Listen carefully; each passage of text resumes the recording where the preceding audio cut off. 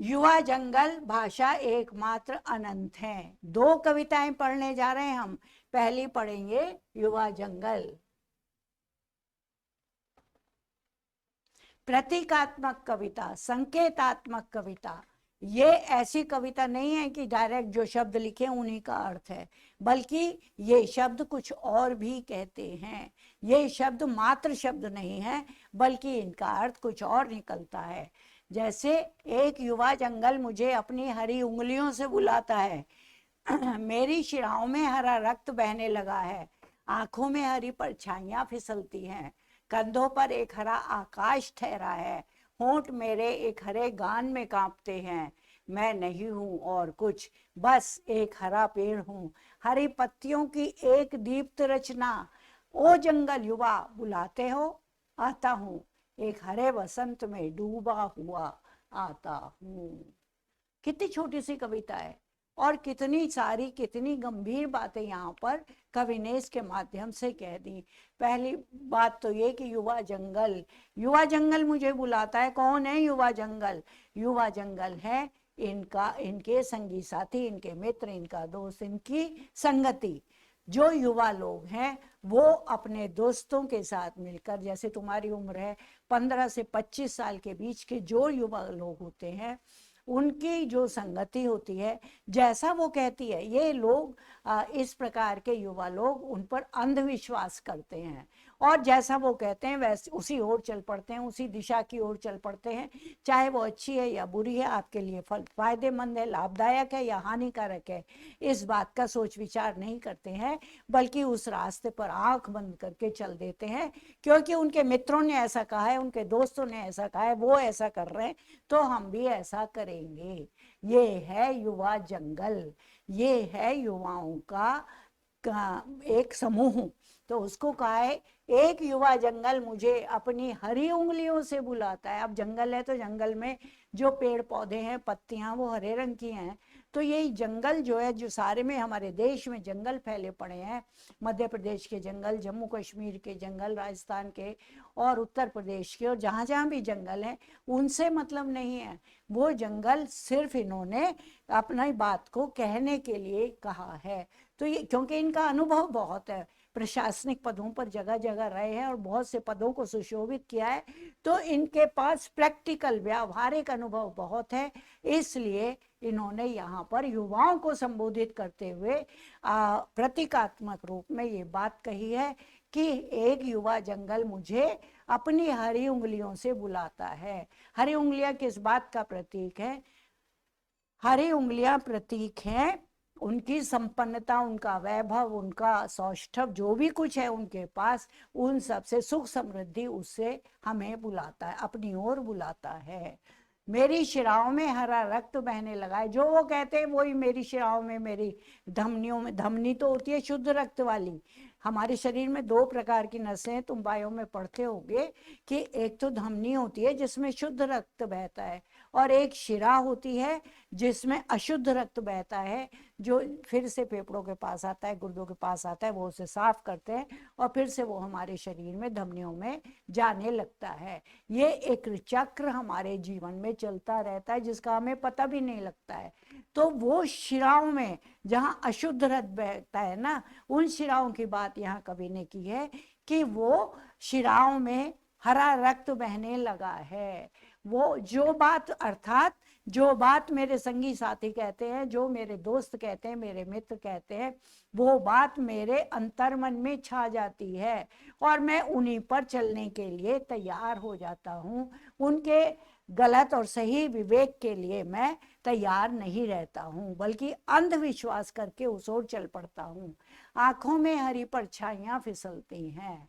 अब ये जंगल की परछाइयां नहीं है जो आंखों में फिसलती हैं, बल्कि अपनी जो दोस्तों की संगति है, उस संगति से जो मेरे हृदय में सपने दिखाई देने लगते हैं, मेरे हृदय में अनेकों सपने बन जाते हैं, दिखाई देते हैं, और मैं उन्हें पूर्ण करने के लिए चल पड़ता हूँ।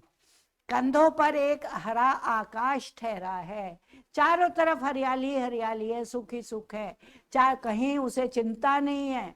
अपनी पढ़ाई की चिंता नहीं है, अपने परीक्षा की चिंता नहीं है, अपने समय की चिंता नहीं है, अपने परिवार की चिंता नहीं है, अपने परिवार की जिम्मेदारियों की, कर्तव्यों की चिंता नहीं है। वो चिंता ना होने के कारण कंधों पर एक हरा आकाश ठहरा है। उसके कंधों पर भी मित्रों के द्वारा कही हुई बातें और सुझाए गए सुझाव ही उसके ऊपर रहते हैं, और उन्हीं को अपनी जिम्मेदारी समझता है, उन्हीं को अपना कर्तव्य समझता है, उसी ओर आगे बढ़ता है। होंठ मेरे एक हरे गान में कांपते हैं। मेरे होंठ भी, अब मैं क्योंकि उन्हीं की बातों में रम जाता हूँ, जैसा वो कहते हैं वैसा ही मैं करने लगता हूँ, तो मेरे होंठ भी वही गीत गाने लगते हैं जो उनके लिए, जो उनके द्वारा दिखाए गए हैं, सिखाए गए हैं, बताए गए हैं। अर्थात जो बातें हम सब मित्र आपस में बैठकर करते हैं वो मुझे भाता है, वो मुझे अच्छा लगता है, और मैं भी वैसा ही करना चाहता हूँ, वैसा ही करने लगता हूँ। मैं नहीं हूँ और कुछ, बस एक हरा पेड़ हूँ। मैं अपना सर्वस्व खो चुका हूँ, अपनी आत्मीयता खो चुका हूँ, अपना गर्व खो चुका हूँ, अपने परिवार से मिली सभ्यता संस्कृति सब खो चुका हूँ, और मैं क्या बन गया हूँ? एक हरा पेड़, अर्थात अपने मित्रों की, अपने संगति की, साथियों की समान उनकी ही बातों में रम गया हूँ। हरी पत्तियों की एक दीप्त रचना, और उस पेड़, जैसे कोई पेड़ लहलाता है तो उसमें हरी हरी पत्तियां आती हैं और वो सुंदरता प्रकट करती हैं, इसी प्रकार मुझे भी इन सब बातों में बहुत सौंदर्य नजर आता है, बहुत अच्छा नजर आता है, ये बातें महत्वपूर्ण लगती हैं, और ये रचनाएं मुझे मेरे भाग्य को सराहती हैं, चमकाती हैं।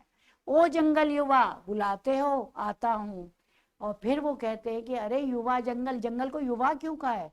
क्योंकि उसके संगी साथी सब युवा हैं, और वो जो जंगल फैला हुआ है वो उसकी संगति है। तो वो युवाओं की संगति, तुम मुझे बुला रहे हो ना, मैं आ रहा हूँ, मैं तुम्हारे ही साथ रहने के लिए आ रहा हूँ, तुम्हारी ही बातों का अनुसरण करने के लिए आ रहा हूँ, तुम्हारी बातों को मानने के लिए और उसी प्रकार के कार्य करने के लिए आ रहा हूँ। एक हरे वसंत में डूबा हुआ, और मैं डूब चुका हूँ उस वसंत में, जो हरे रंग का है। वसंत तो हरा होता नहीं है, वसंत में तो फूल ही फूल होते हैं, और मेन रूप से पीले फूल होते हैं। पीले फूलों का सौंदर्य खेतों में चारों ओर, बागों में, वह उपवनों में हमें दिखाई देता है, और चारों ओर खुशियां का वातावरण होता है, चारों ओर मंद सुगंध पवन बहती है, वहाँ ठंड जाने लगती है, गर्मी आने लगती है, ना तो गर्मी अभी आई है और ना सर्दी अभी पूर्ण रूप से गई है। तो ऐसा आनंद देने वाला वातावरण जो होता है वो वसंत ऋतु में होता है। वसंत ऋतु को ऋतुओं का राजा कहा जाता है। वसंत ऋतु हमारी छठी ऋतु है। 6 ऋतुएं होती हैं हमारी हिंदुस्तान की। पहली है ग्रीष्म, फिर है वर्षा, फिर है शरद जो आजकल चल रही है, शरद के बाद हेमंत, हेमंत के बाद शिशिर, कप कपाने वाली ठंड जिसमें होती है, और शिशिर के बाद फिर बसंत, और बसंत में रुपैला और सुनहरा वातावरण और मौसम, वो होता है बसंत। बसंत के बाद फिर ये चक्र चल पड़ता है और फिर ग्रीष्म ऋतु आती है। तो वो कह रहे हैं कि मैं हरे वसंत में डूबा हुआ हूँ। मैं वसंत में मैं उतना ही सुख अनुभव कर रहा हूँ जितना वसंत ऋतु सुख देती है, लेकिन मेरा वसंत हरा है। हरा किस बात का प्रतीक है? हरा प्रतीक है अपने दोस्तों की मंडली का, उनकी संगति का, उनके साथियों का। वो मुझे बुला रहे हैं, मैं आता हूँ। परिवार की जिम्मेदारियों को, परिवार की सभ्यता को, संस्कृति को, सब चीजों को छोड़कर मैं तुम्हारे पास आ रहा हूँ। ये एक व्यंग है, प्रतीकात्मक व्यंग है ये, जो कवि ने, अशोक वाजपेयी ने साधारण शब्दों के माध्यम से गहरी बात कह दी है। आई ना समझ में? चलो अब हम पढ़ेंगे दूसरी पोयम, भाषा एकमात्र अनंत है। एकदम डिफरेंट, जो ऊपर वाला प्रसंग था उससे एकदम फर्क, एकदम भिन्न ये है कविता, भाषा एकमात्र अनंत है। भाषा कैसी है? अनंत है, जिसका कभी समाप्ति नहीं होती। जो एक बार मुंह से शब्द निकल गया वो अनंत हो गया, उसी के ऊपर कहते हैं कवि, फूल झड़ता है फूल शब्द नहीं, बच्चा गेंद उछालता है। अभी ये पूरी कविता हमारे सामने आई नहीं है, आएगी अभी तो हम उसको और एक्सप्लेन करेंगे। कहने का तात्पर्य ये है कि जो शब्द हैं जो हमारे मुंह से निकलते हैं वो शब्द अनंत हैं, कभी नष्ट ना होने वाले हैं। इस सृष्टि में, इस संसार में, इस ब्रह्मांड में हर वस्तु विनाशकारी है, हर चीज समाप्त हो जाती है। क्या प्रकृति, क्या फूल, क्या बाग, क्या उपवन, क्या मनुष्य, क्या बरांडे, क्या दालान, क्या खिड़कियां, क्या फूल, क्या कक्षा, क्या टीचर, क्या लोग, सब नष्ट हो जाते हैं। सबका एक समय निश्चित है, अपने समय के लिए आते हैं, अपना कार्य करते हैं और फिर इस धरती से विदा हो जाते हैं। और ये चक्र जो है चलता रहता है, चलता रहता है। लेकिन शब्द, शब्द ऐसा है जो अनंत है, जो कभी नहीं मरता। हमारे मुंह से निकला हुआ एक एक शब्द इस ब्रह्मांड में स्थित है। इसीलिए कहा जाता है कि सोच समझ के बोलो बच्चों, और अब शब्द मत बोलो, गलत बात मत बोलो, क्योंकि कचरा जमा मत करो, इस ब्रह्मांड में कचरा जमा मत करो, बल्कि शुभ शुभ बोलो, अच्छी अच्छी बातें बोलो। क्योंकि तुम्हें पता है कि ये नाद जो है, सबसे पहले नाद से शब्द बना है। जब ये ब्रह्मांड बना, जब ये सृष्टि बनी, तो एक ध्वनि हुई, उसको कहते हैं नाद। नाद हुआ, बहुत गंभीर नाद हुआ, वो नाद है ओम, ओंकार का नाद। ओम जो इस प्रकार बोला जाता है, ये वो नाद है। उस नाद से ही सारे शब्द बने हैं, उस नाद से उस नाद से ही सारे अक्षर बने हैं, जिससे हमारी भाषा बनी है। एक मिनट जरा पानी पी लें।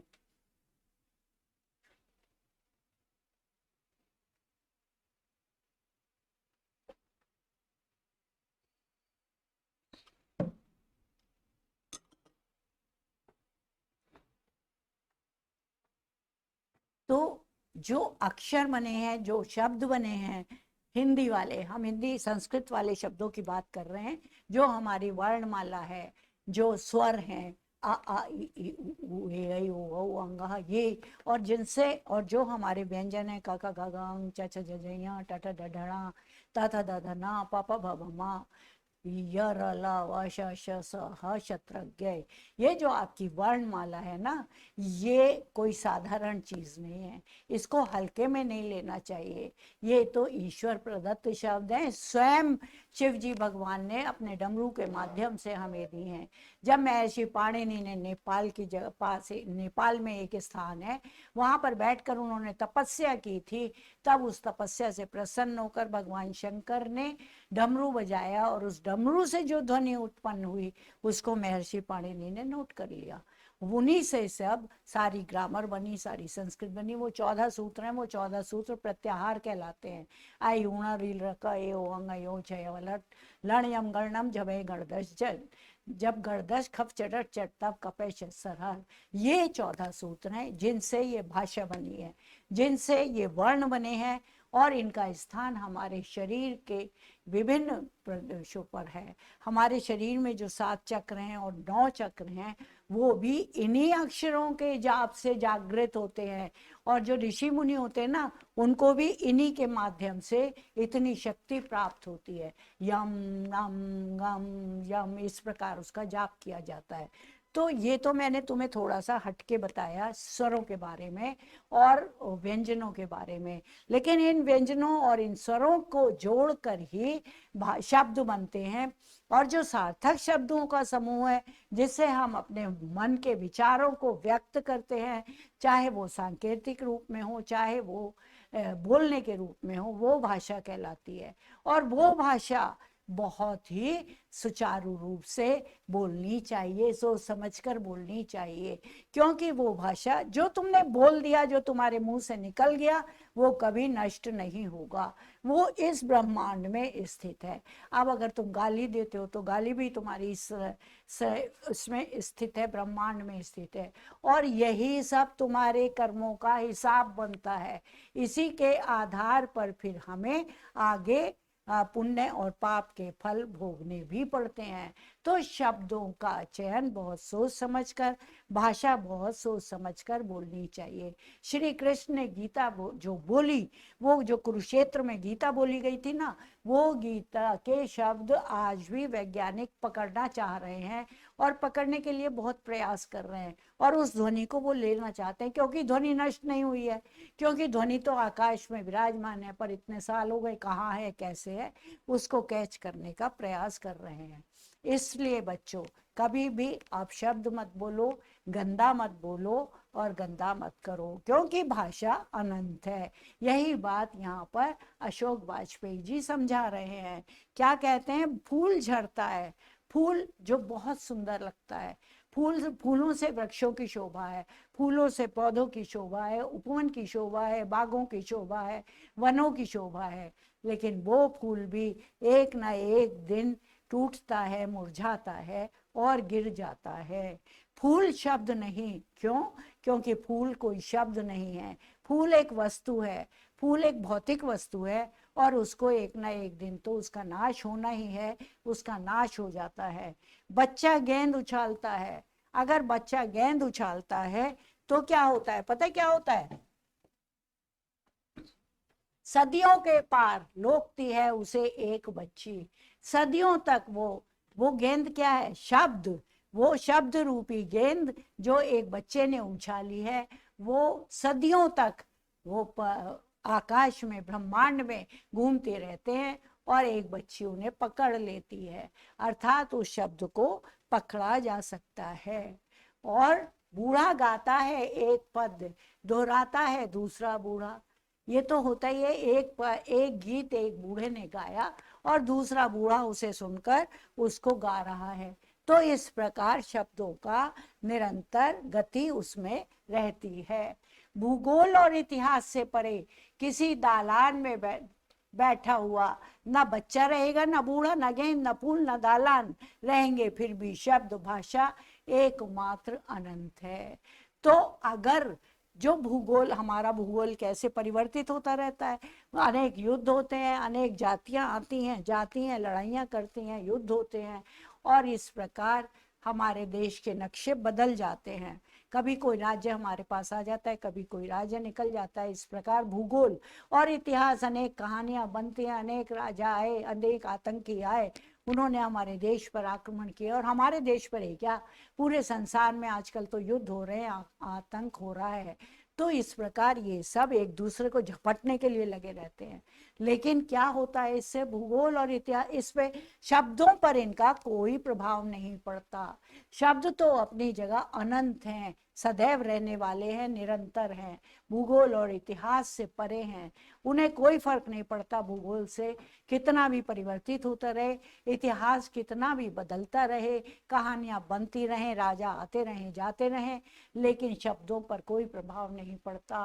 किसी दालान में बैठा हुआ, अगर कोई व्यक्ति किसी दालान में, वरांडे में बैठा हुआ है, तो उसके बैठने से भी, वो तो बैठा है, आज बैठा है, कल को मर जाएगा, चला जाएगा, वह दालान भी नष्ट हो जाएगा, गिर जाएगा, टूट जाएगा, ना बच्चा रहेगा, ना तो कोई बच्चा रहेगा, ना वो बूढ़ा जो गीत गा रहा था वो रहेगा, ना वो गेंद रहेगी जो बच्चे ने उछाली थी, ना वो फूल रहेगा जो अपनी शोभा से वो उपवन की शोभा बढ़ा रहा था, सौंदर्य से, ना वो दालान रहेगा, वरांडा रहेगा। लेकिन मतलब संसार की कोई भी वस्तु नहीं रहने वाली है, शाश्वत नहीं है। लेकिन शाश्वत क्या है? रहेंगे फिर भी शब्द। शब्द शाश्वत है, शब्द सदैव रहने वाले हैं, वो कभी समाप्त नहीं होंगे। और इससे जो भाषा बनती है वो भाषा अनंत है। अनंत का मतलब जिसका कभी अंत ना हो, जिसको कभी समाप्त ना किया जा सके, ये भाषा अनंत है। और जो हम बोलते हैं, उस बोलने के माध्यम से ही हमारे शब्द अनंत हो जाते हैं। इसीलिए तो कहा जाता है ना कि क्या जबान से निकला शब्द बहुत सोच समझ कर कहना चाहिए। रहीम ने भी यही कहा ही है, अपने तौलिए मुंह से बाहर निकाले, बिना मुंह से बाहर निकालने से पहले अपने हृदय में उसे तोल लो कि तुम क्या कहने जा रहे हो, वो सही है कि गलत है, तभी अपने मुंह से वचन बाहर निकालो। तो ये बात तो बड़े बड़े विद्वानों ने कही है, बहुत लोगों ने कही है कि धनुष से निकला हुआ तीर और मुंह से निकले हुए वचन कभी वापस नहीं आते, क्योंकि जो एक बार तुमने कह दिया वो शाश्वत हो गया, वो हमेशा हमेशा के लिए हो गया। तुमने किसी से लड़ाई की, अपनी मम्मी पापा से ही लड़ाई कर ली, अपनी बहन भाई से लड़ाई कर ली, तो वो भी शाश्वत है, वो भी रह गया और वो ही तुम्हारे कर्मों का हिसाब करेगा। इसलिए सदैव सोच समझकर बोलो, क्योंकि भाषा अनंत है। अशोक वाजपेयी का ज्ञान कितना जबरदस्त है, कितने नए टॉपिक को लेकर उन्होंने यहाँ पर अपने विचारों को व्यक्त किया है। साधारण शब्दों के माध्यम से, खड़ी बोली के माध्यम से, शांत रस के माध्यम से उन्होंने अपनी बातों को बहुत साधारण वे में समझाया है। अच्छी पोयम है, तिनका तिनका से लिया गया है। ओके चिल्ड्रन, समझ में आ गई होगी आई होप, और अच्छी तरह आप इसको एक्सप्लेन कर पाओगे।